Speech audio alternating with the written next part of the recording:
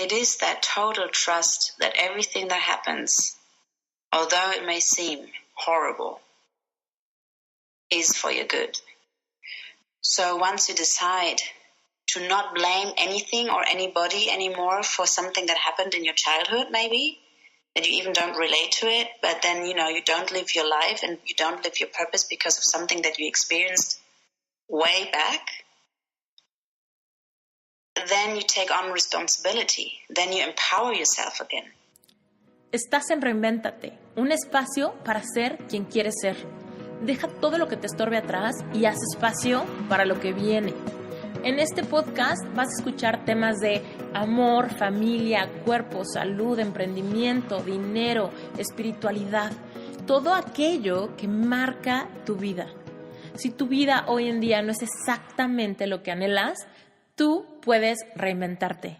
Acompáñame en estos episodios. En algunos te hablaré yo sola de cosas que han marcado mi vida. Haremos reflexiones y trataremos de implementar herramientas de life coaching para que puedas lograr todo lo que anheles. Y en otros episodios vamos a contar con invitados increíbles que no te los puedes perder. Este episodio es el primer episodio de Reinvéntate que grabé el año pasado. De hecho, lo grabé antes de lanzarlo, antes de que hubiera ningún episodio al aire, y todo este tiempo lo he tenido guardado, esperando el momento correcto de lanzarlo. Y me parece que ahorita es el momento correcto. Les quiero presentar a Emmanuelle Collinet, una persona increíblemente querida para mí. Ella, además de ser mi amiga, he tenido el privilegio de recibir terapia de parte de ella, Acting Polarity, que después se van a enterar qué es y cómo funciona dentro del episodio. Pero bueno, quiero contarles un poquito de quién es Emmanuelle. Emmanuelle es una cosmopolita del mundo. Emmanuelle es de nacionalidad alemana, pero yo creo que ya tiene corazón mexicano. Emmanuelle ha tenido muchas experiencias catárticas en su vida, desde pensar en que casi se muere en un accidente automovilístico. También pasó por una depresión muy fuerte después de trabajar demasiado y caer en un estado de cansancio máximo. Ella también pasó por un divorcio bastante duro y la humillación de pasar por un engaño. Ella decidió viajar al otro lado del mundo, a México, y venir a enfermarse de tifoidea en Tepoztlán.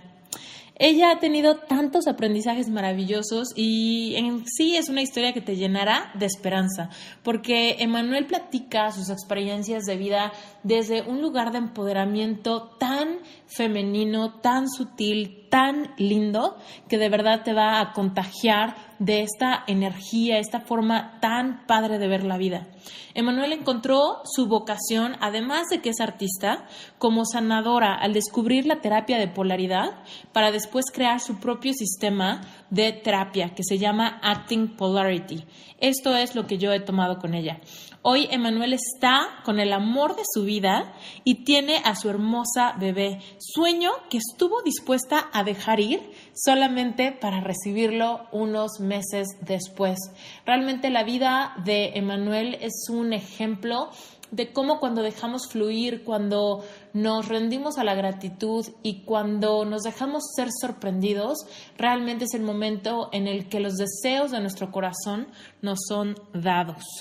Ahora, si se están preguntando por qué es que me tardé tanto tiempo en sacar este episodio, bueno, pues tengo dos razones. Primero que nada, porque mi intención es que Reinvéntate Podcast fuera un espacio donde el lenguaje primario fuera el español. Sin embargo, no estamos negados a hacer episodios en inglés si los invitados son tan increíbles como Emmanuelle. Además de que Emmanuelle habla muy buen español, pero definitivamente para comunicarnos mejor y fluir, el idioma que hablamos pues es el inglés, que no es ni mi primera lengua ni la primera lengua de ella. Su primera lengua obviamente es el alemán. después el inglés y después el español. Entonces decidimos grabar el episodio en inglés para que fluyéramos lo más posible. Y la segunda razón por la cual me tardé en sacar este episodio es porque es un episodio bastante complejo y quería asegurarme de que en episodios anteriores ya hubiéramos tocado varios puntos importantes, como lo es el de la ley de la atracción, el poder de tus pensamientos, los hábitos de éxito, la mentalidad que podemos tener ante el miedo, el fracaso, ¿no? Esta mentalidad que tenemos ante los anhelos de nuestro corazón, si no los merecemos o si no nos los merecemos, cómo le podemos hacer para perseguir un sueño, ¿no? Y cómo realmente encontrar el propósito de nuestras vidas, cómo lograr una conexión espiritual que trascienda y que realmente nos llene de significado. En fin, estos temas los hemos tocado en muchos de los episodios, así que si es la primera vez que tú escuchas este podcast, no importa, escúchalo y seguramente si tienes algunas preguntas te va a interesar muchísimo escuchar episodios anteriores. Y si tú ya eres un fiel seguidor de Reinvéntate, yo creo que este episodio te va a gustar mucho y te va a llevar a un siguiente nivel de cuestionamiento y de reflexión ante las experiencias por las que pasamos en la vida. Les mando un beso y disfruten muchísimo este episodio con Emanuel. Es una persona grandiosa y pues gracias a todos por escuchar. How is it that you do it? Like, what's your daily ritual or your morning routine or your self-care plan? How is it that you maintain that, you know? Because of that, of the whole, people think that, well, how can I actually maintain that lifestyle, you know? And they just don't trust that they can make a living out of that dream, or they can't find a man like that, or they can't become what they like, maybe too afraid of, like putting into words that they want, you know? So yeah, that's kind of, okay. How does that sound? Do you feel like it sounds? Yeah, that sounds great. I mean, it's definitely not just the pregnancy. It's for me, the pregnancy is the peak, you know, of something. I mean, the core of it all is when I finally let go, I got everything. So that's really the thing. Like when I finally let go of expectations and a plan and ideas, like wishes of I want a family, I want a baby, and you know,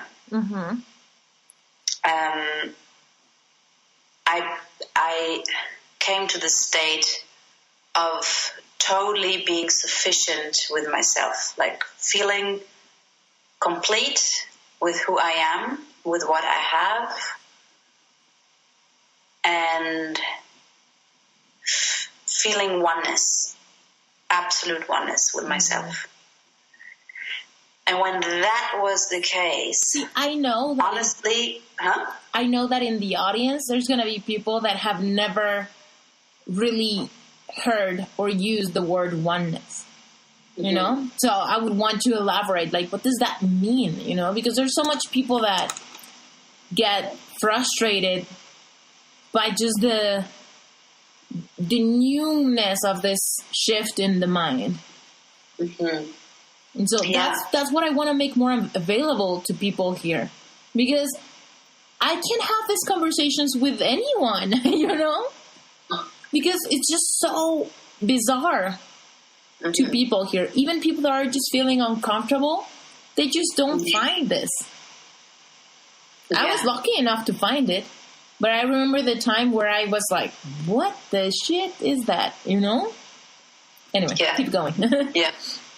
So we could go into that. And then, I mean, and in that very moment, honestly, like, I remember it so well when I felt like I'm so ready to be by myself and live a life by myself and be totally fulfilled. Like, that means oneness to me. There was the feeling of complete fulfillment, of absolute bliss and happiness, and just knowing that this is right, like totally feeling love and being loved and being just guided, and I felt illuminated. I can't describe it any other way. And so I did let go of one of my biggest wishes, like to have a child, you know? Mm-hmm. And to live in a happy relationship. And then 3 months later, there's this man knocking on my door, and with him comes the baby. And this is, you know, now going back, maybe where we should maybe start with everything, mm-hmm. because I said this is, you know, this is what it's all about. Getting everything and letting go, you know, that's the thing for me, is when I lost my child, my first child, 4 years ago. This child told me, I'm going so you can find yourself. And you won't find your happiness not in the outside, not in a man, not in your marriage, not in your job, not in me. It lies in you. And I'm going so you can find it. And that was for me, like, that really helped me to get over the loss of a child, of course, because I struggled for a year, you know, mm-hmm. Losing this baby. And once I had this clear, then I went on my way. So I was leaving the kind of really, for that moment, not like I was kind of successful as a speaker, voice actress, and as actress. So I studied something else on top. So I started to change my mind, and I started to change my life, because I felt that I'm not living my purpose. I'm not living who I am and what I should bring into this world. And I didn't know what it was, because I never really felt home. I never really felt home because I didn't really know my talents, you know? Like I had many things I could do very well. I mean, I studied a lot of things, and I always was really successful with it. I always had success with what I did. Like, you know, I decided to produce a film. I did an amazing film. I decided to go to be a teacher. I made a great exam. You know, like it was always really good. Although people and teachers told me that I'm a bit stupid, you know. So it was always like, but it was never my true talent that I could live. So I never really felt at home where I was. I didn't feel home in Germany. I didn't feel home within myself, because there was something that I didn't live. So then, after that happened with the baby, I started to examine what that was. And so I thought, okay, now I'm going to be a lobbyist for kids in the medias. And so I jumped into the children's rights. And then I got this tremendous burnout. And then I realized I'm just not doing what I'm supposed to do. I'm overworking myself. I was so busy. I was so successful, and I was working a lot. People were always saying, wow, what you can handle and how much you do. And I was like, yeah, I can do that. And then a friend of mine once told me, you know, you are a superwoman, but you are not superwoman. And I thought, that's probably right. And then I crashed and I couldn't do anything. And then instead of going to a hospital, I decided I'm going to go away to Mexico. And because I had an insight that this is where I would find my home. Just something told me, like I've always been guided by something higher that I now understand, that I never understood back then, that these insights that I always had and visions, they were actually my talent. No? So, and then this is when I came to Mexico, and this is where I really learned. Then this is where the whole story starts. I never asked you this, but you consider or you identify yourself as an empath, right? Or no? As a what? As a what? As an empath? Like an have you heard of that term before? Empath, like an intuitive person, but actually like 10% of the population that can actually, like, for reals, be intuitive? No? Oh, well, I don't know this word, but if you explain it like this, I would say yes. Okay. Yeah. But during my whole childhood, I had these things that I saw and I felt, and I came into rooms. But it was always said, oh, you have a lot of creativity, you have a good imaginary brain, or you're easily scared, because I saw things and I felt things that had nothing to do with reality, no? I mean, this reality. So, and I always could tell people, or my mom, very often I came into rooms where all the adults were, and I knew immediately, from very little, that things were wrong and what was wrong. So I told my mom, but she never really, they always left it as, well, she has a good feeling for people. No, she's very empathetic with people. But nothing more. So basically then, by very often also being told, no, everything is okay, you're just imagining things. My intuition, actually, I lost the trust in my intuition, yeah. And I definitely lost the trust, and I never really developed that gift of being able to look into the book. I mean, not on purpose, but it just presents itself. This is how I saw the new woman on my, for my ex-husband, that he will have another woman and will have a child with her. I saw that before I married him. Really? And he said, no, don't worry. That's just a fear. And of course I thought, well, that's probably just a fear. But I saw her physically. I saw them. And you discarded that vision. Like, you were just like, oh, that's how you said, that's kind of like an example how you lost your trust in your intuition. I even can't say how I lost my trust in my intuition. I just know that it was always said to me that this is just a fear, that I shouldn't imagine too much, So I never understood how to distinguish between fear and intuition, or that it was actually more than just an intuition, but like just getting information. I always explain it that there is a big book, that the whole story is written in the big book. And then sometimes I just get to read 100 pages before where I stand. And then it closes itself, and that's it. And that's over. And then years later or months later, that very same thing happens. You're like, oh, here it is. Yes, exactly. But then, of course, before I went to Mexico, I didn't know that, they call this in... Had you been in Mexico before that?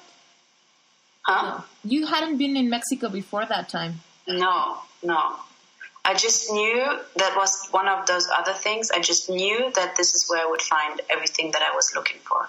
And then when I was so sick in Mexico, I had typhoid, and I got brought to my teacher, and, from who I learned. And then I placed my very first time my hands on somebody.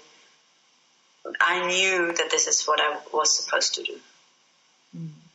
It was just there. So this is something when I remember that always people said, when you touch people, something happens to them, because you have this very special touch. But it was never, it was never actually really encouraged to do something with that. You know what I mean? So I didn't know that it was something special, kind of. And it was more like, she might be not so smart, but she's very good with people. That was a standard sentence I've heard when I was a child. She's not the brightest light on the she's not the brightest candle on the cake, but she's very good with people. She's very social. So I hated at one point everything that had to do with other people. So at one point I said, I'm going to be a psychologist. And I studied psychology, but then I actually decided, you know what? No, I'm going to be a fucking actress. Because I'm going to be who I want to be, and I'm not just the social person. Because for me, it got something really smelly and stinky. Because it had nothing to do with intelligence. And before that, I then decided, I'm going to study mathematics, so you will see that I can do everything that I want to do. So I studied mathematics, although I was always very bad at school mathematics. Blah, blah, blah. So I was in that struggle of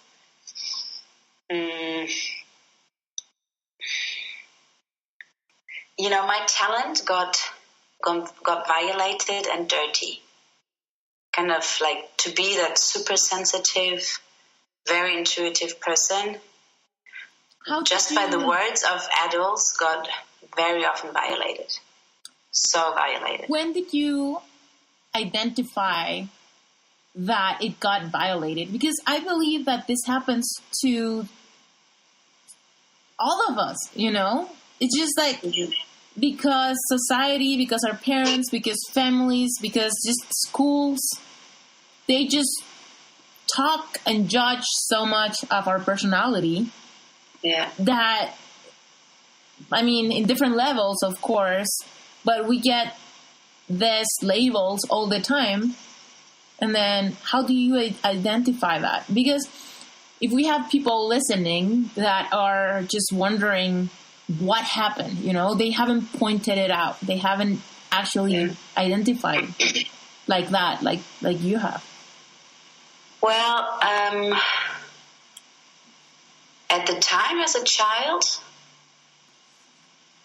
I remember I felt dirty. And this dirtiness that really hurt me. It just was just a big hurt.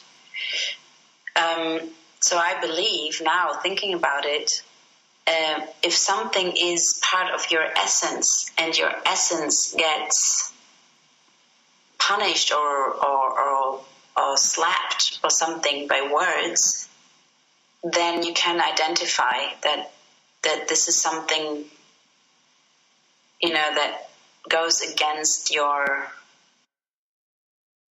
true you. Like, if you can feel this real hurt of what people say about you, then you can, your essence just tells you, it's not your ego. It's like an ego sting is different. An ego sting is just like a quick thing of like, yeah. But if it's something that goes against your essence, I think even you feel, I felt like deeply sad. I felt very sad, and I was, everything that I knew the best, being with people, I started to hate it, and it wasn't worth anything anymore. So I even got aggressive when people said it, like angry, So I believe that you can understand it in this way: when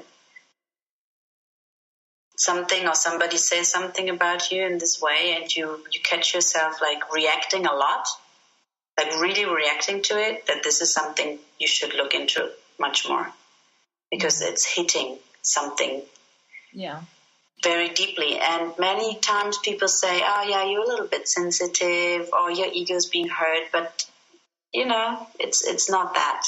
Like a person can tell when the ego is hurt, or if it's really something that bothers you, like deeply, And if this is the case, then I think you should really look into it to uncover what is behind, because then you probably don't feel seen, you don't feel hurt, and you definitely don't feel valuated for who you are, no? Yeah. So when does that explain it? Yeah, it's like, yeah. So you had that crush, emotional crash and physical crash, and then you decided you needed to come to Mexico. And would you say that that's when you suddenly just started to follow your intuition or your gut or whatever? After that whole thing? Not consciously. Oh, well, you know what? I think actually it was quite, I was by then already quite aware that I had to do this because it just felt so good. It felt so right. And as my system was on zero because I was unable to make a coffee and brush my teeth in the mornings without writing down, wake up at 6:30, 6:35, go to the bathroom, pee, 6:37, brush your teeth, 6:40, make your coffee, 6:45, start cutting veggies for your, it was like that. How did that kind of crash happen? It's just so... How? Yeah, like, I just don't understand. It just happened from one day to another. I believe I was totally overworked because I slept maybe 3 to 4 hours for 9 months. I was working every day. I was studying on the side. I had 3 jobs. I was going to premiere parties as an actress. I was starting a huge restaurant with a friend of mine, which was super successfired. Many things, and I was just there, out. And I was firing. I mean, I fired. But I also just separated from my husband. Yeah.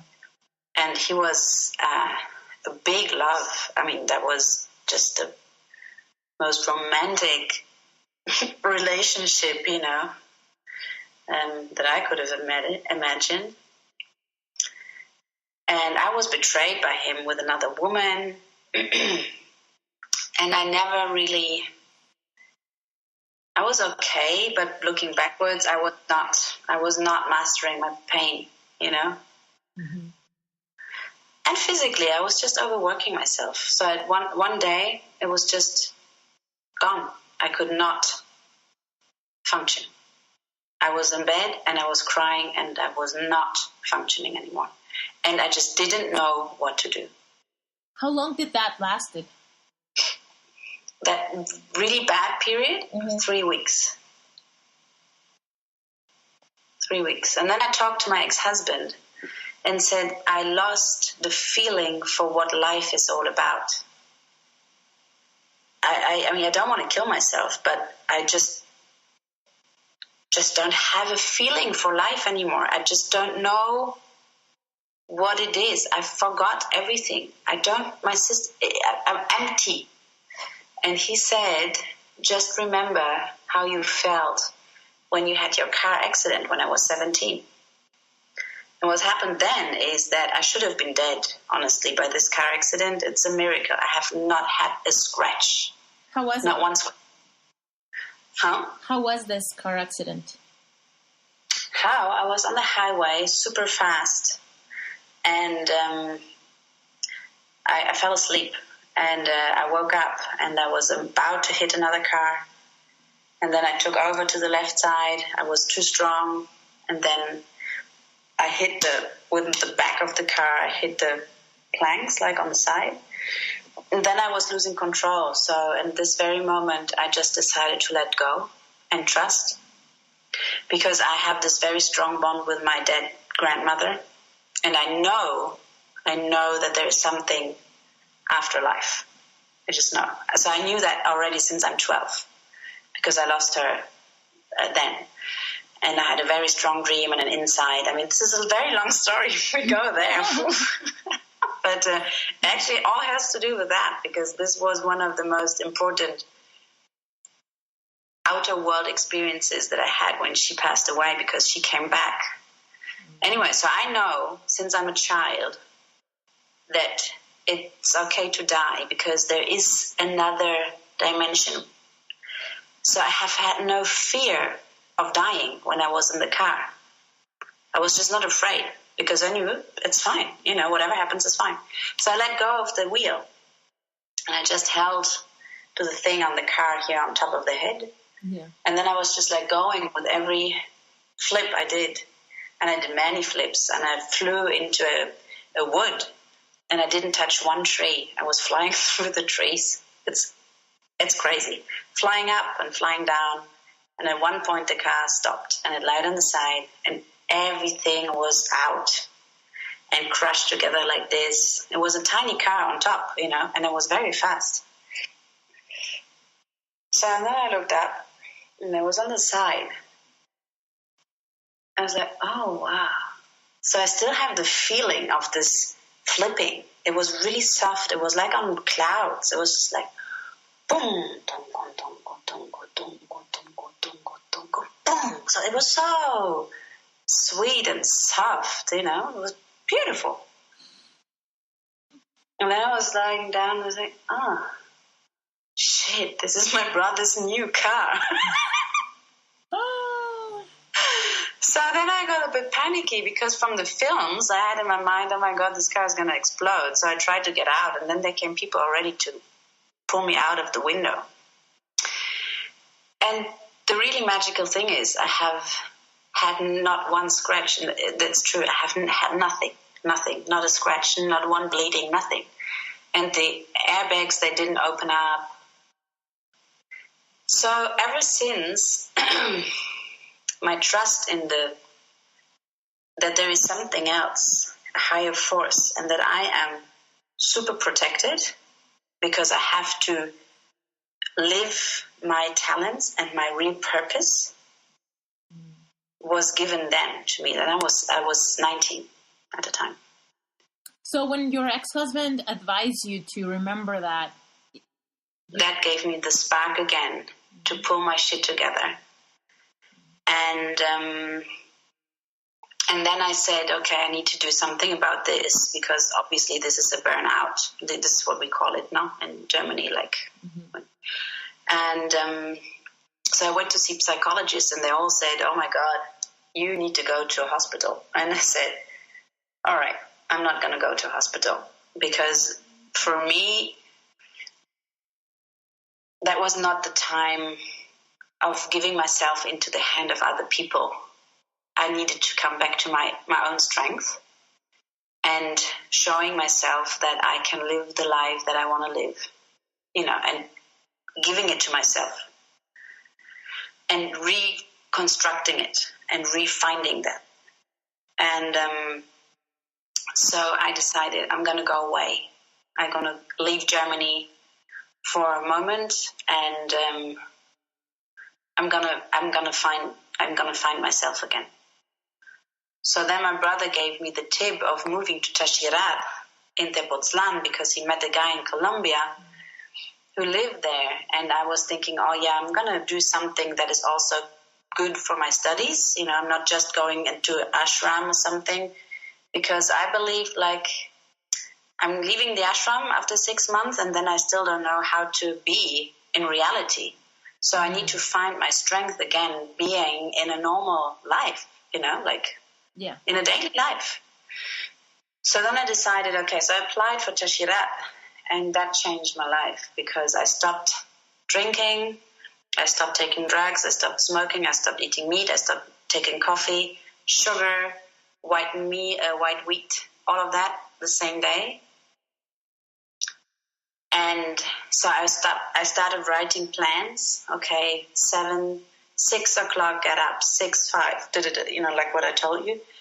And I went to the gym 3 times a day. Or doing sports 3 times a day. Yeah, just like in the morning, like a little run or something, you know. And then after I've worked on my thesis, I was going again. And then in the evening, I was doing Pilates or yoga, or I was going to my dance class or something like that, just to give myself the breaks for being so much in the head.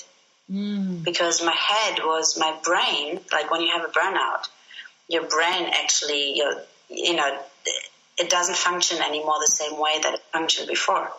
So you need to give it a break. Yeah. Yeah. So I did that, and basically nobody knew. I mean, my family didn't know.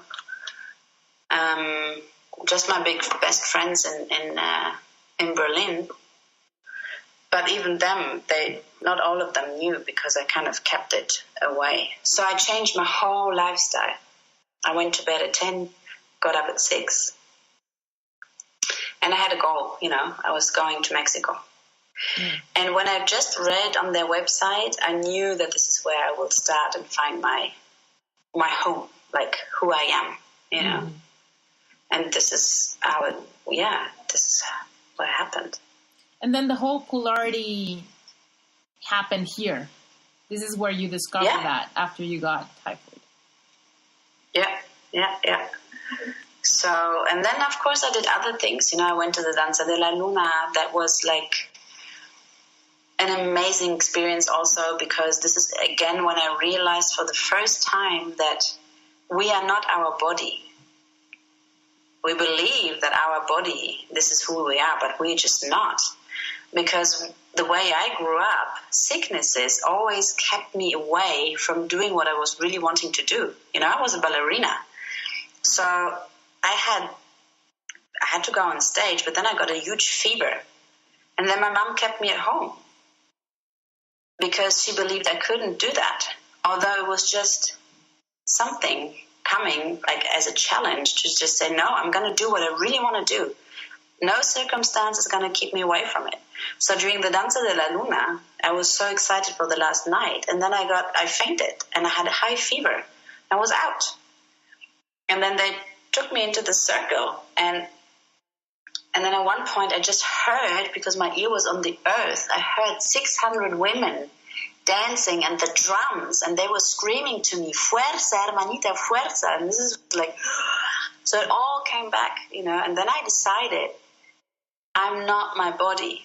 I'm not going to ruin this experience that I've been wanting for so long, because I felt that this was the beginning of feeling again the super strength of what we have as women, creating and being the source and being, so strong as a woman.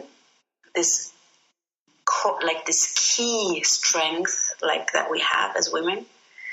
I finally found women who believe the same, and I've started to feel like, oh my God, this is my home. This is what I need. This is the field I need. These kind of women who get this, brujas and all of that. That is so not happening in Germany, but I felt like this is what I am. And they, that gave me the feeling, and I came back as a monkey and just danced for 8 hours, like nothing happened.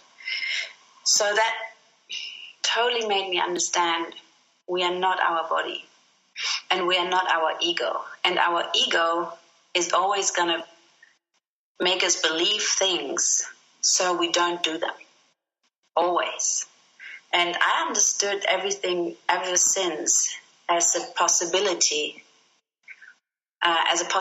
from the universe to conquer it and not to give in, Mm-hmm.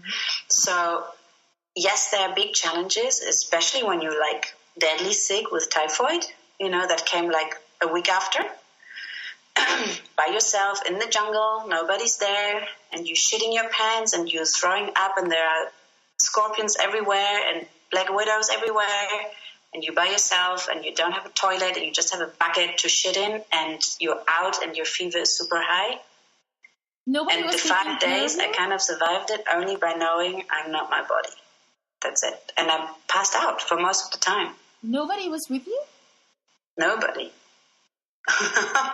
This is another very funny story, really. It's so funny. You weren't scared to die or something out of the fever? No, because I knew that I was protected. I knew that it's just not going to happen. The same It's just another thing that I need to conquer. Kind of like the same feeling you had at the car crash.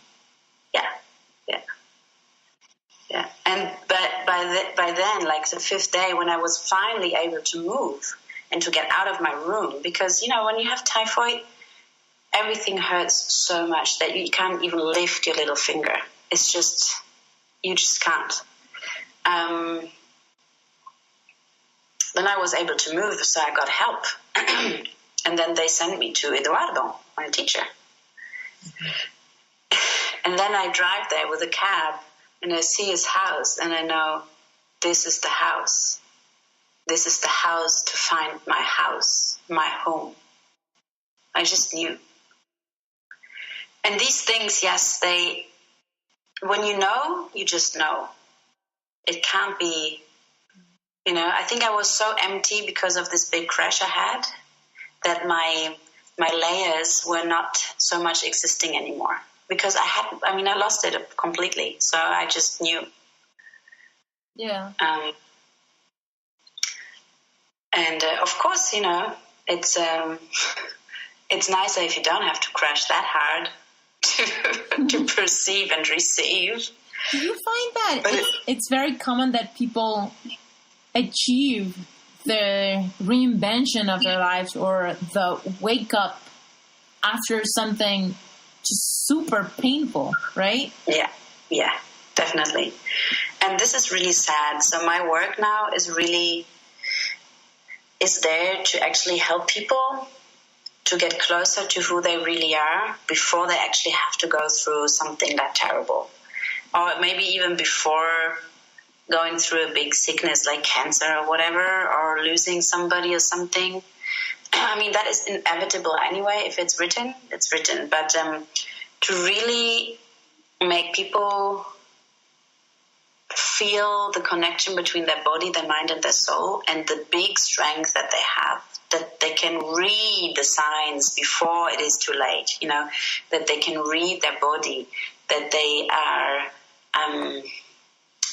giving attention to certain things, and then they allow themselves to feel these kind of things and to break out of this society rules, of perfectionism, of functioning, and to come back into the heart, So everything I do with every single method, like if it's with polarity or with craniosacral or the yoga classes, they all have in common to really... Just so you know, I've been recording. Really?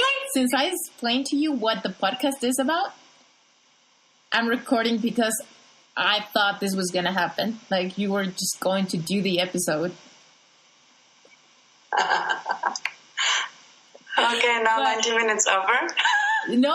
You're going great because I can cut my part and, but I feel like it's just so much more powerful and genuine when it feels like a conversation than when it feels like we're recording the episode.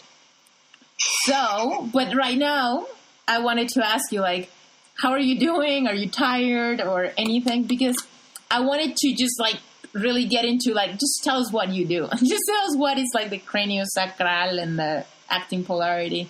Because even if I cut it and put it first, or I don't know, but, it just... people would, the listeners will be so intrigued right at this point to what is it that you do, Yeah. Okay. Well, let me get my charger because my phone is running out of battery, and I get something to drink. And then I tell you what it's all. Awesome. Because I have 6% left. All right. Okay. Cuando grabé el episodio con Emanuel, empezamos platicando ya que somos grandes amigas y realmente el formato de este episodio está volteado. Empezamos con una plática, una reflexión que empezamos a hacer, pero por supuesto yo empecé a grabar porque las pláticas con Emanuel siempre son de gran valor y llenas de reflexiones. Pero después le dimos un poquito más formato de podcast, explicando más o menos qué es lo que hace.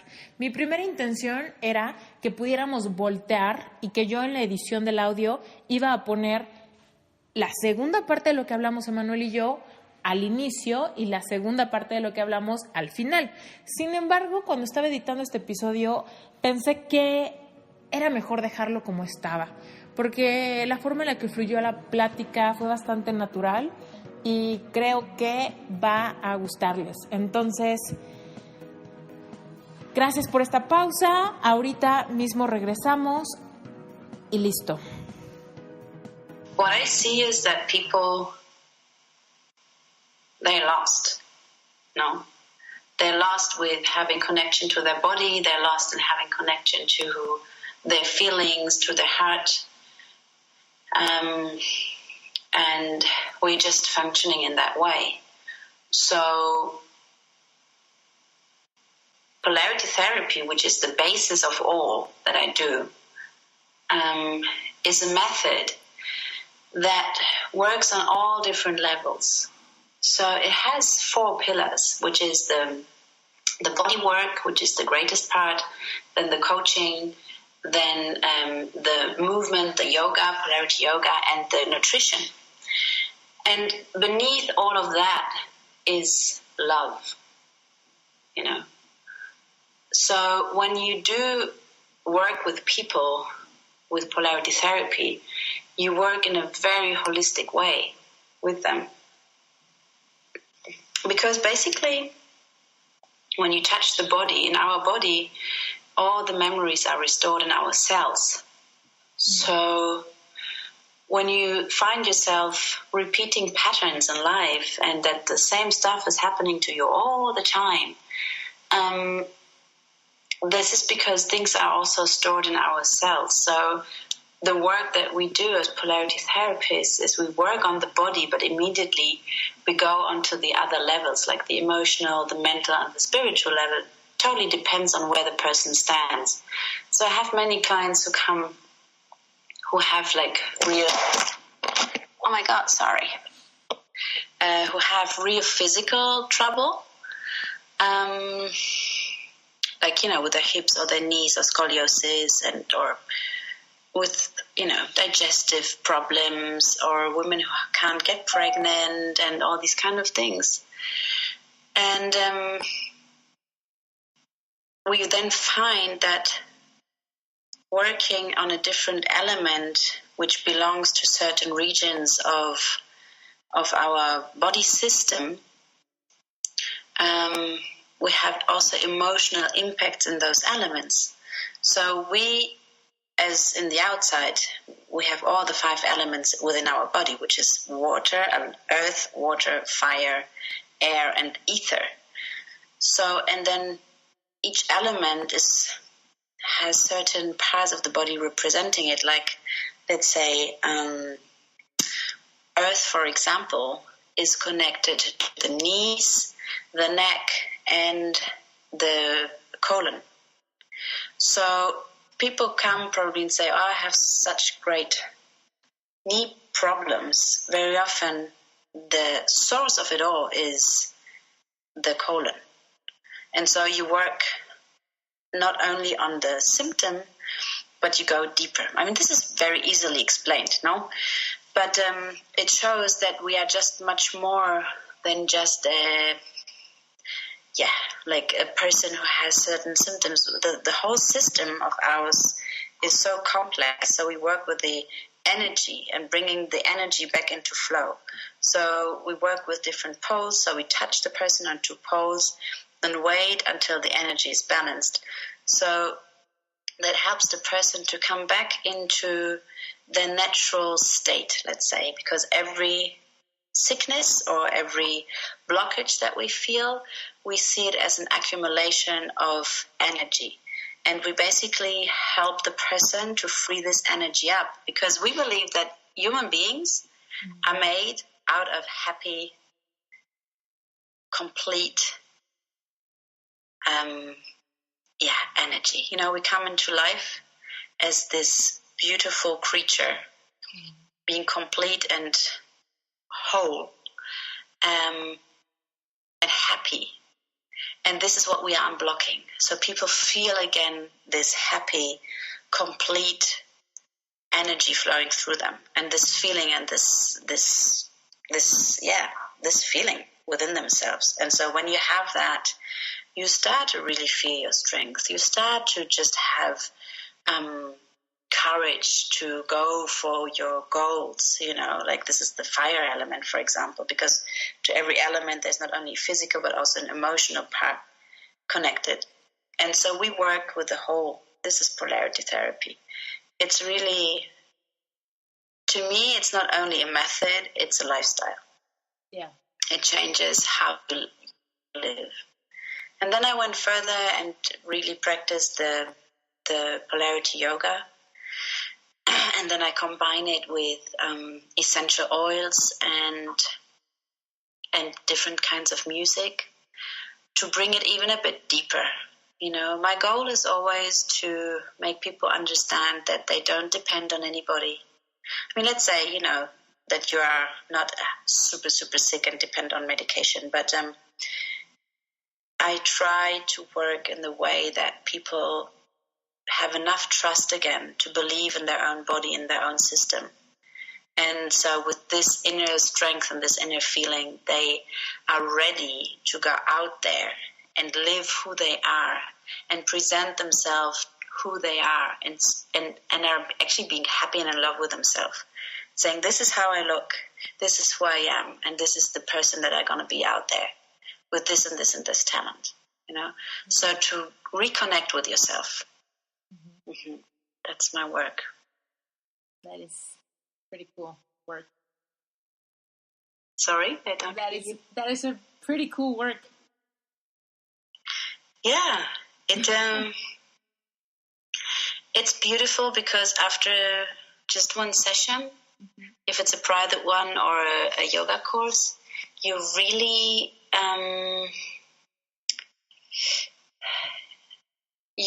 really get to feel the people in a different way. And the most beautiful thing for me is when people actually are touched by themselves. Yeah. And actually think, wow, this is me.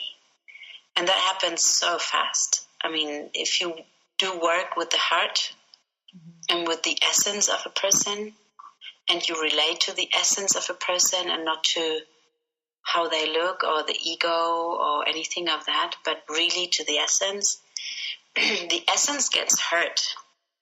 Yeah. And that makes the person actually feel good. And you get another feeling about yourself. So basically, I try to be a mirror so people can see themselves and how beautiful they are and feel their self-love, you know, to bring out again this love mm-hmm. for who they are and their imperfections and stuff. Because, I mean, you know, life is absolutely not about perfection.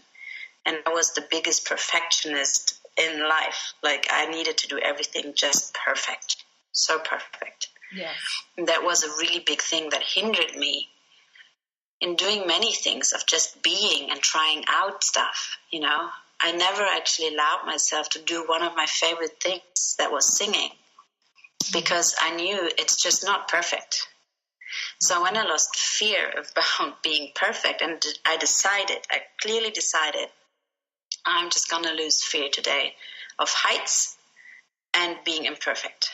I jumped from a cliff, 7 meters cliff, although I have never jumped for years, you know, such high things. I just did it because I decided I'm going to lose the fear. So I also decided I'm just going to leave my imperfection. And it's coming back, you know, once in a while. And then I just know no, I'm stronger than that. You know, I'm just not my fear. I'm not the circumstance. And did you... So I find this very interesting because I share that fear with you, the whole jumping off things. Because I'm not afraid of heights. I can totally be in a bridge, super high, look down, be cool with it. But if I have to jump, it's just very scary and brings me a lot of anxiety. Even talking about it right now, it makes me nervous. Like, do I have to jump? You know, like, wait. And, like, I have this story that I think I told you, like, of going to Tulum with Brent, and that he wanted to jump into this cenote that we were in. And it was just, he suggested we go jump off this thing. And I didn't really know how afraid I was, because it's not like I'm tempted or like asked to jump into things usually, you know? And so I was like, yeah, let's do it. And so we went over there, like we climbed the mountain or whatever, like around the cenote to get in the position to jump. And then right when I was there at the jumping area, this fear just totally took over my insides, like my chest cavity. It was just like, everything was just like pressed together, just like trying to like run away from there, you know? And then I was like, I just didn't know how to control this emotions of panic that I was having. And then, of course, he's great at pep talk, so just telling me how fun it was going to be and how I didn't want to miss out and how it was going to be awesome. And yes, it was like, you know, the antsy feeling, but it was a good antsy feeling because it was fun. It's like, okay. So after a while, convincing and social pressure, I ended up jumping. And it was not that bad. I mean, it was creeping me out, but I did it. And then when I came out of the water, the thing he said, what do you think was the thing he said at first? It wasn't that bad, right? He said, "Let's do it again." And I was like, yeah, because I was alive and fine, and he was quickly, and it wasn't as bad as I thought, right? And so he was like, "Let's do it again." And I was like, all right. I was just like 1 second out of the water, right? Like just my head out of the water. Yeah. And so we go up again, and I was fine when he suggested it, but climbing up the hill, like those 2 minutes were enough to build up the same amount of fear. Again, it was just so weird. It was just like this weird experiment. And then when I was about to jump again, I was as fearful as I was before I knew how it was going to be. And so knowing that it was fine and quick didn't help for my fear. I ended up jumping again, of course. Pressure, like, you just did it. What's wrong with you? You know? And then my head came out of the water for the second time, and here he goes again as a total adventure junkie that he is. Let's do it again. And I was like, okay. And I'm like, okay, 2 times, awesome. So let's go up again. The same amount of fear, Emmanuel, the same amount of fear just built up again, which was so odd in my head. So I was like, he's right. I just did it twice, and I'm fine. Why am I still the same amount of freaked out or whatever? Anyway. Well, it's your body. Yeah, exactly. But the body was not learning from the experience of being okay. No, because what is behind it, in my opinion, is that there is a loss of faith. So, like the faith, the total trust that you will be fine. And somehow that got stored in your cells, you know? Ah. Mm-hmm. And like, so your system, I mean, your nervous system is reacting. In that case, you know, you can totally say that your nervous system was reacting. It's just like it's a memory, you know, like the nervous system is reacting. You get different kinds of, like things that you perceive, you see, and then your whole system is reacting to that. And it takes over, you know. And then there's certain hormones that are coming out, and boom, they create what they create: panic, fear, and stuff like that. And it's actually, you know, I mean, like you could always say it's a very sane thing to do, to not jump from a cliff, you know? Like people were running away from tigers also because they, you know, they knew that it was dangerous. So it's our system that is also reacting to certain kind of things. Survival. Then again, if you take it a step further, for me, when I developed that fear, because back then I was first super fine, and then I was with my ex-husband and a friend in a beautiful place in Mallorca, and I loved climbing up, and I was so confident that I would jump. And then I was there, and it was very high. I mean, it was really high. And then also like in a cenote, I could see the ground, so it seemed even higher. And then this fear and panic overcame me, and I was paralyzed. I just could not jump. But I felt already before that due to a few things that my husband did by wanting to protect me with me, I felt that my strength and my own power was taken from me. Mm-hmm. So that caused that in that very moment, I felt so little and small and depending on something or somebody else. And that created this fear to be even bigger. Can you follow me? Like, Yeah. And once I decided again in Mexico, just like half a year ago,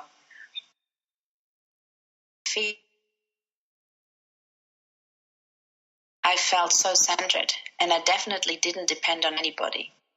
You know, I was not depending. It seems to me like if there is somebody you can share your fear with, or your littleness, or your, you know, your femalishness or cutiness, it's much more easy to go into fear. Oh. Like, I was arachnophobic for most of my life. And then I had to overcome this arachnophobia, and I did overcome it in Australia, where you have the most deadly spiders, because we were supposed to go on a trip into the bush, and in the bushes was either I don't go into the bush, or I, you know, or I don't. So I had the most horrible dream that night, and I was eaten by spiders and tarantulas, and they were attacking me, and I don't know what. So I managed this fear during my dream, and then I said, that's it. That's it. I'm not going to be like that anymore. I'm going to be fine. It had something to do with empowering myself. I totally empowered myself by doing what I really wanted to do. And I think this is for me, this is the clue of overcoming fears. Yeah. Who are not real. You know what I mean? Is if you feel empowered, you won't have fear. So for me, going to Mexico, where you also have like deadly spiders and scorpions and alacranes and I don't know what, big ones and stuff, and insects that you don't have in Germany that can kill you if you're unlucky. I felt so empowered, and I was so happy that I was there by myself, living out in the nowhere, because I could see that I can actually handle it. I was in my power. I was in my strength. There was nobody I could rely on. There was nobody to help me. And I really empowered myself. So I believe like overcoming fears is when you get that glimpse of empowering yourself. And this is when you start to reconnect to your body. This is when you start to reconnect to your soul and your mind in a loving way. Then you feel empowered, and then you can do whatever you want to do. You know, I mean, I was called the arachnophobic, super hyper emotional, I don't know what. And I was just the bravest from all, you know, like then being called the bravest who goes just like that to travel by herself and do whatever she wants, and, you know, breaking with the rules in Germany, because before I left to Mexico, they offered me the first fixed job. Like I would have gotten paid every month, you know. I haven't had that before. And I said no. So I turned it down. So what I believe is normal, other people believe it's brave or courageous. And I just believe it's like self-power, like feeling self-empowered. And before this episode, when we were talking, and you mentioned how you started to feel complete, and then you discover how oneness feels. Like, can you elaborate on that? Like, what is that? Oneness? Yes, and like, how do you tap on that? Feeling complete, feeling self-empowered.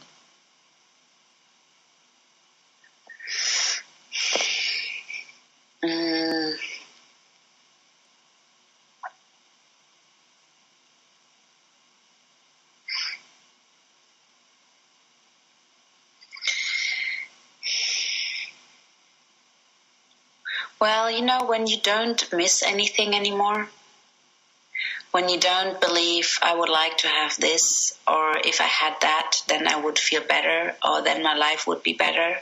Mm-hmm.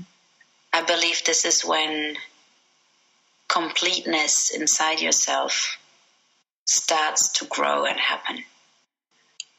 So if I look at my life from the outside, I could definitely say more money would be nice, and a safer car maybe also.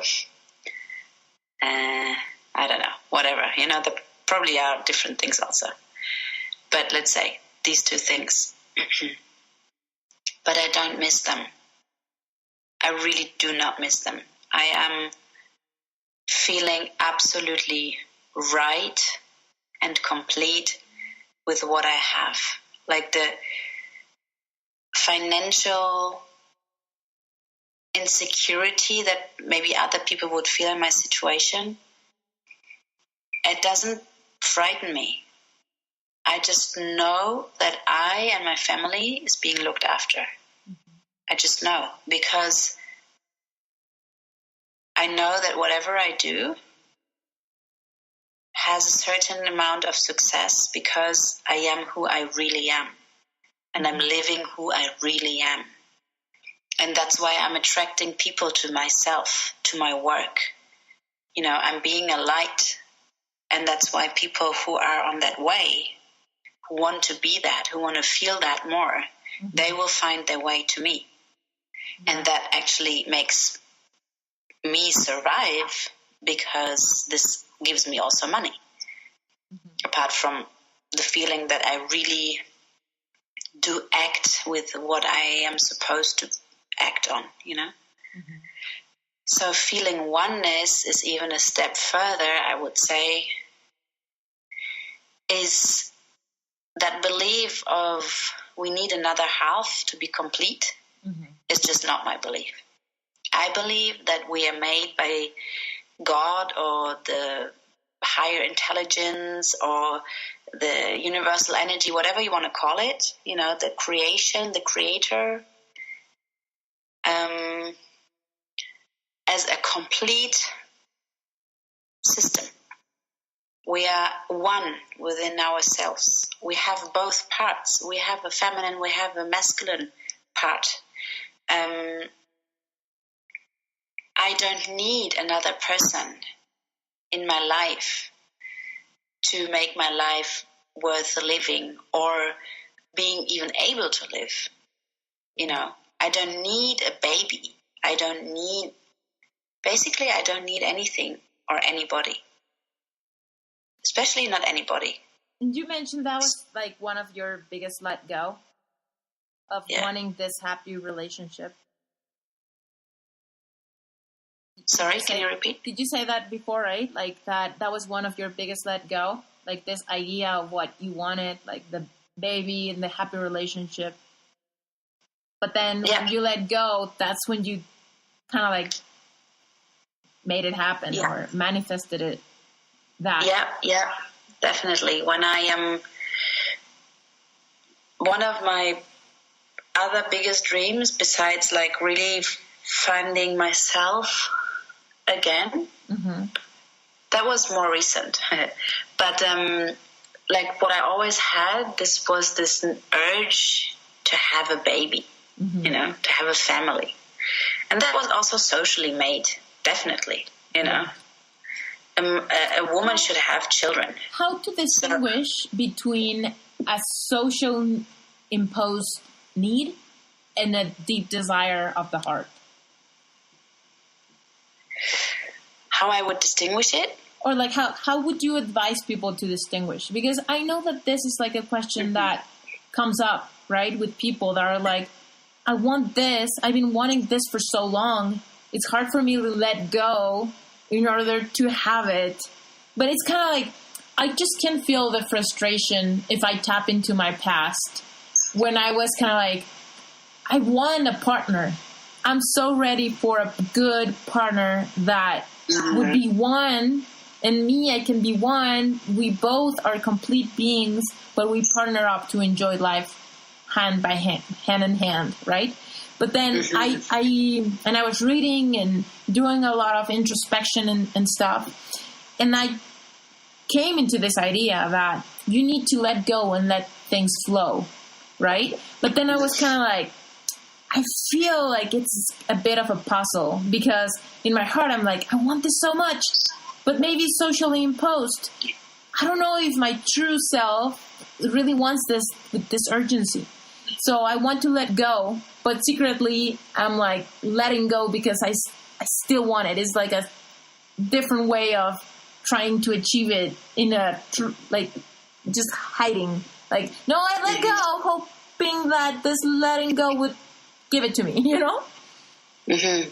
Yeah, definitely. You have this awesome story because it's actually a genuine let go and a total fast blessing that came into your life. Mm-hmm. But you see how this may happen, like may come up in the heads of the listeners that want something with so much urgency. Yeah. And so your question is now how to let go of, or how to distinguish. Well, I mean, that letting go, I also believe that I did let go. Mm-hmm. But then deep inside me, I was still hoping for it to come.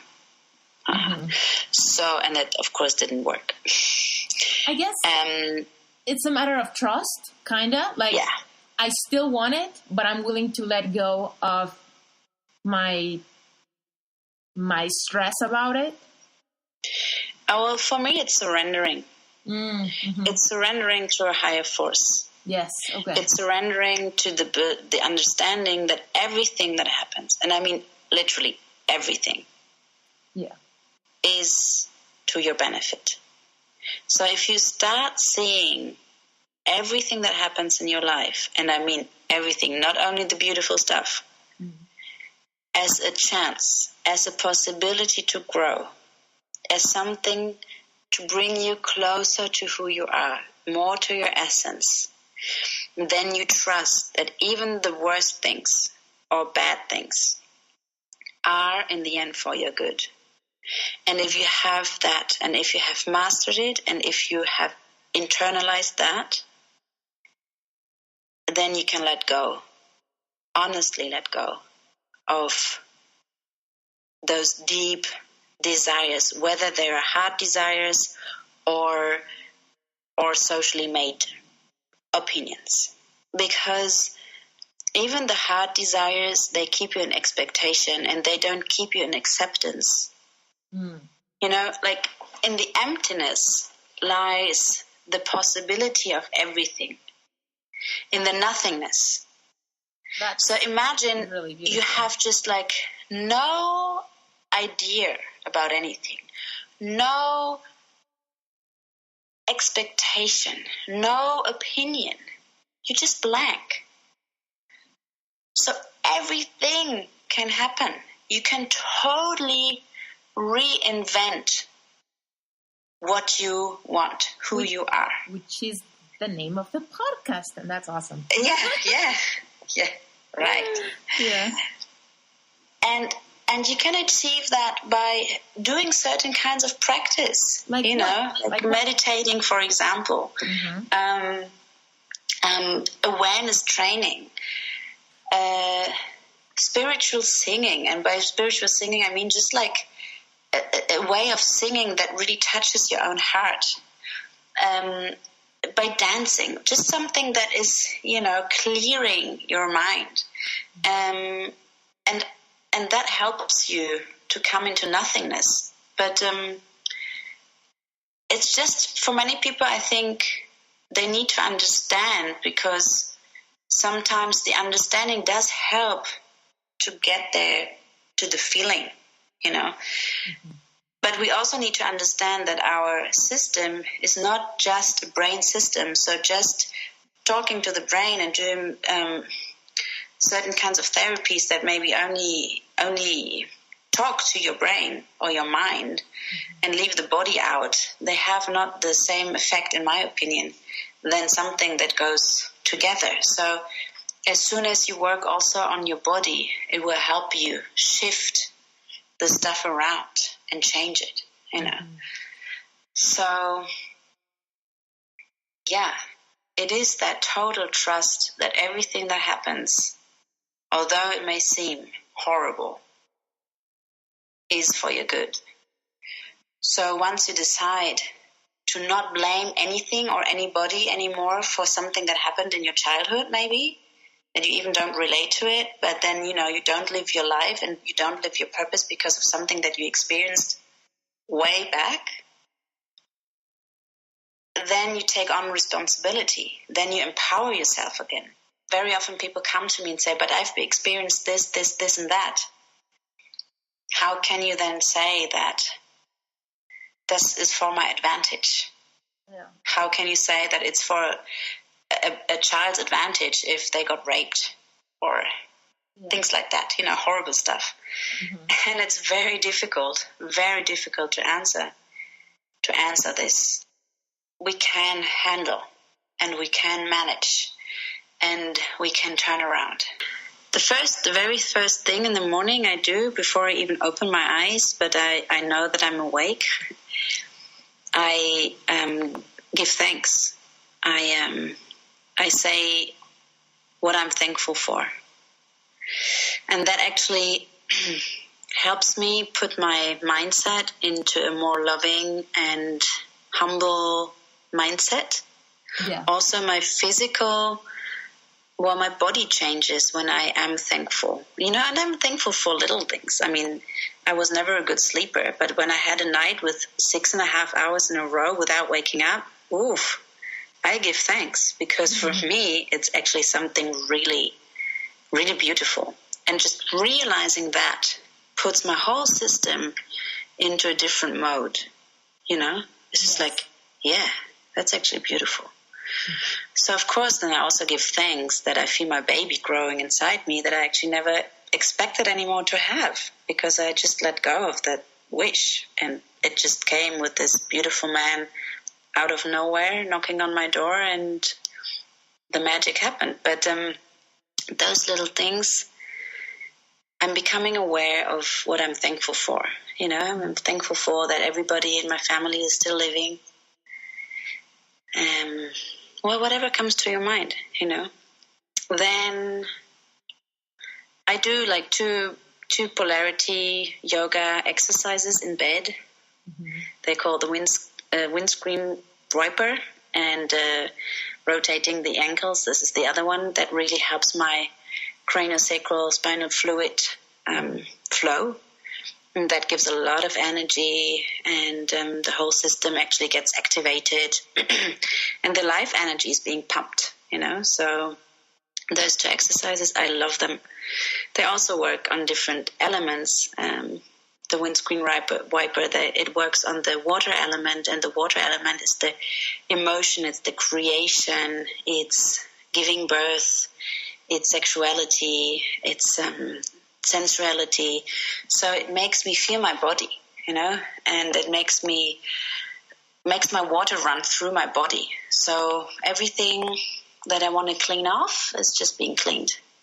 So that's nice. I feel the energy, my power running through me. Yeah. This is something else. And then what I also definitely always do is I'm actually blessing my food. Mm-hmm. I'm blessing my food. How do you bless your food? Sorry? How do you do it? Like before you eat it, or like when you buy it, or how does it work? Not so much when I buy it, but I'm actually aware of what I buy. Yeah. But, well, I try to be very aware when I prepare food, and to just be aware that I'm preparing a salad, for example. I can tell you, after living 3 years in Mexico, which I actually loved, I do bless the salad that I can eat in Germany, because being afraid of getting parasites or anything else, because I was a bit, challenged with parasites in Mexico. So every raw food that I can just eat like that, or water that I can drink from the tap without being afraid of getting anything like that, I'm actually being thankful for it. So the blessing I do is really when I prepare the food, I'm about to eat it, I put my hands over it, and I speak silently or out when there are more people and they want to bless their food also. I speak, give thanks again for who prepared the food, that I do have this food, and I send love, because food and water, they take on vibration. Yeah. So I believe that we can change the information that is in water and food when we do put a good vibration into it. Mm-hmm. So I bless it, and it's very nice because also I tended to eat very fast. I was like, oh my God, this is so good, spaghetti, yeah, eating it. And so now that gives me that very little moment before to just like wait, although I may be very hungry.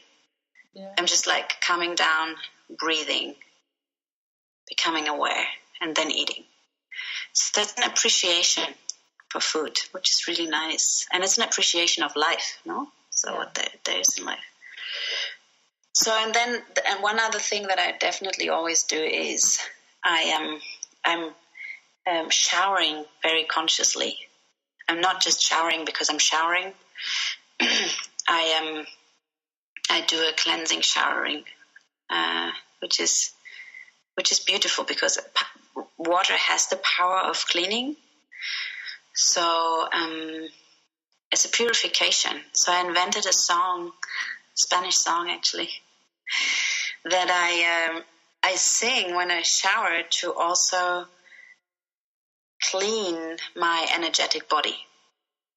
So I shower and I sing the song, and I imagine that there's this big blue water coming into my crown chakra, which is like above the head, and it's just entering, and it's just like going through me and cleaning out everything that I don't need anymore from the day, or anger or bad feelings or anything. And then I'm singing the song at the same time. And it's a very different way of showering. So these are the rituals that I always do to keep my my energetic body as clean as my physical body, no? Because it is important to clean us energetically also. That's awesome. And then, of course, I have my practice as a yoga teacher and different things. But, That's amazing. Yeah. It's awareness, I guess. It's so beautiful because it allows you to see life and its beauty, and seeing yourself in its beauty, and doing less things with more time. That actually is something that I decided, that I want. This is the way I want to live. I want to live with less things but more time, because for me, physically, I feel better doing it this way. Like my body, my whole system feels better when I do less things and don't rush through the day so much anymore. And that led also to the fact of moving out of Mexico City into the mountains of Amatlán. And then, Quetzalcoatl did his magic. Oh my gosh. So in your plans, you and your family are coming back to Mexico next year? Yeah, so we are planning of coming next year in October, so I can go to the Danza de la Luna with the baby. Yeah. She is then 9 months old, and I will do the 5 days dance with her. And Frank, my partner, he will come with us, of course. And then, we don't know. We may come back for good to Mexico, or we may find another place somewhere else in the world. as we're actually now looking for a place where we can create a healing center. And we haven't found it yet in Germany, but we only returned like 6 months ago, so we don't know. But we are totally open, and we'll see what life brings. And this is really beautiful to just be open and receive, and being in the trust that everything will turn out and showing itself at the time that it needs to show itself. I mean, this is how this baby also came into our life. We were both at the time, at the point to not be in a relationship and to not have a family or not have children. Yeah. And then he got to the wrong door in the mountains of Amadlan. He was not wanting to see me. I even didn't know him. And then he knocks on the door because he thinks that he's going to another person's place. And ever since we are just together. And then with him came the baby. Everything within a week. So, we both found the person that we needed to find to really create new life. And it was just meant to. This. Sorry? It's a really inspiring story of trust, like how things can totally just flow quicker than you could ever imagine when everything is right and there's no friction stopping it. Yeah, yeah, that's right. Yeah. So, Emmanuel, how can people find you? How can they stay in contact with you, learn from you, know more about you? Yeah, so you can find me on my homepage. It's emmanuelcollinet.com. And at the moment, I am in Germany, and I'm working all over Germany. And of course, you can fly me in, just not in February, because then the baby's due. So on my homepage, Emmanuel Collinet, you can find everything in English and in German. And I'm looking forward to meet everybody I'm supposed to meet. Thank you so much, Emmanuel, for being thank you so much, Esther. It was great. Yay. Thank you for all your power and passion for what you do and wanting to make a change in the world and putting out this podcast for people to listen and to encourage them, with who they are and where they stand is actually very perfect. And everybody, no matter how old you are, is absolutely at the right time, and it's never too late. This is honestly true. It's just never too late. So get out there, people. Be who you are and love yourself. You are a gift for the world. Never forget that. Si les gustó este episodio, por favor, les pido que vayan a iTunes y me dejen un review y 5 estrellitas. Acuérdense que es muy importante para este proyecto tener reviews para que realmente logremos llegar a muchas personas que puedan salir beneficiadas de todas las historias y todo lo que pasa en Reinvéntate. Yo, por mi parte, soy súper agradecida por las personas que ya dejaron un review. De verdad que esto significa muchísimo para mí. Es un proyecto lleno de corazón y pues esperamos que siga creciendo y por muchos años más. Por último, les quiero recordar que voy a dar un webinar gratuito donde les voy a explicar cómo hacer mapas de deseos o vision boards. Yo la verdad es que soy buenísima creando vision boards y he logrado manifestar muchas cosas a través de visualizar apoyada de mis mapas de deseos. Así que si esto te interesa, si te da curiosidad, ve a esteriturralde.com/deseos y suscríbete, porque estoy a punto de mandarte toda la información, el horario y la liga para que cuando esto sea puedas asistir. en vivo, y si no puedes asistir en vivo, de todos modos te va a llegar una liga para que puedas ver el entrenamiento en otro momento. Pero sí te tienes que suscribir. Muchísimas gracias a todos, les mando un beso gigantesco. Yo soy Esther Iturralde y los invito a que sigan reinventándose. Les mando besos.